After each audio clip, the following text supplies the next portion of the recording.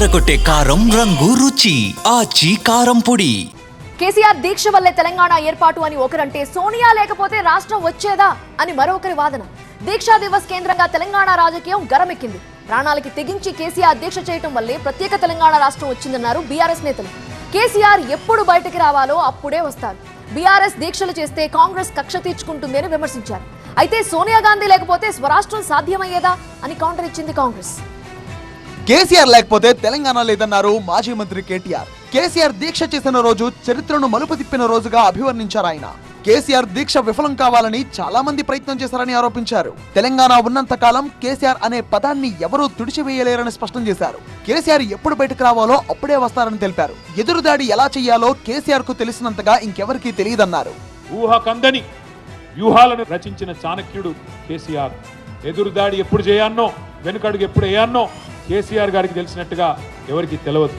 ఇలా కొంతమంది అనుకుంటున్నారు కేసీఆర్ గారు సంవత్సరంన్నర నుంచి కనబడతలేడు, వినబడతలేడు, మాట్లాడతలేడని. నేను వాళ్ళకు గుర్తు చేస్తున్నా, గోడకు ఏలాడదీసిన తుపాకీ కూడా సైలెంట్ గానే ఉంటది.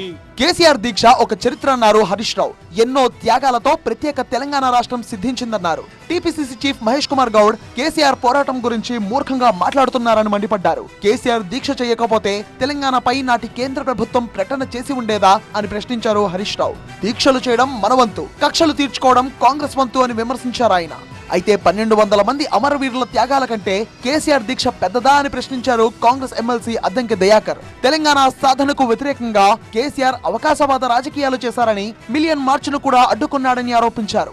ఉద్యమంలో కోదండరాం, గద్దర్, అందశ్రీ, గూడ అంజయ్యలను కేసీఆర్ పట్టించుకోలేదన్నారు. సోనియా గాంధీ వల్లే తెలంగాణ వచ్చిందని కేసీఆర్ కూడా చెప్పారన్నారు. కాంగ్రెస్ ను చంపడానికి కేసీఆర్ ప్రయత్నించాడని ఆరోపించారు. తెలంగాణ తల్లి కొడుకే కేసీఆర్ అయితే, తెలంగాణే నీ నినాదం అయితే, నీ పార్టీని భారత్ రాష్ట్ర సమితిని ఎందుకు మార్చుకున్నావు?